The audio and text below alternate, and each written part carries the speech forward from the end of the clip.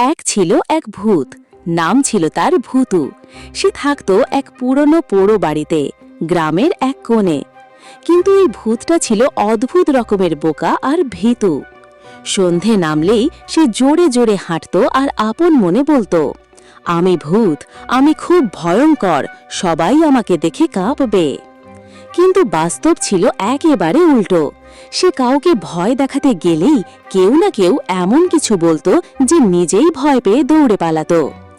একদিন ভূতু ঠিক করল, আর না, এইবার কাউকে ভয় দেখিয়েই ছাড়ব, না হলে ভূতের মানে কোথায়। সে রাতের অন্ধকারে বেরিয়ে পড়ল। হাঁটতে হাঁটতে পৌঁছালো একটা ছোট্ট গ্রামে। সে দেখল রাস্তার ধারে একটা নাপিতের দোকান, নাম রামুর হেয়ার কাট স্যালুন। দোকানে তখনও আলো জ্বলছে। রামু নাপিত একাই চুল গুছিয়ে দোকান গোছাচ্ছে। ভূতু সুযোগ বুঝে দোকানের সামনে দাঁড়িয়ে বলল, হা হা হা, আমি ভূত, ভয়ঙ্কর ভূত, তোমার জান নিয়ে যাব। রামু একটুও না কাঁপে শান্তভাবে বলল, ওহ, তুমি ভূত, তাই তো বলি, এতদিন ধরে যাকে খুঁজছি সে তুমি। এসো এসো, তোমার চুল তো দেখি অনেক বড় হয়েছে, একদম ঠিকঠাক ছাড় দিতে হবে। এই কথা শুনে ভূতুর মুখ শুকিয়ে গেল। চুল কাটতে সে একদমই পছন্দ করত না। সে বলল, না না, আমি তো ভয় দেখাতে এসেছিলাম, চুল কাটতে নয়।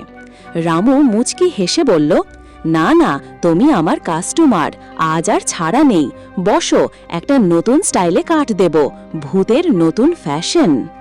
রামু তখন কাঁচি আর রেজার হাতে এগিয়ে এলো। ভূতু তো আর দাঁড়াতে পারে না। সে হাঁক ছেড়ে বলল, বাঁচাও, আমি আর কখনো কাউকে ভয় দেখাবো না, বলেই সে ভোঁ দৌড়ে পালিয়ে গেল জঙ্গলের দিকে।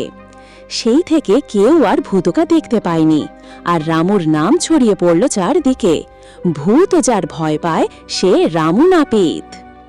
নৈতিক শিক্ষা: বুদ্ধি আর সাহসে সব সমস্যার সমাধান হয়, এমনকি ভূতেরও।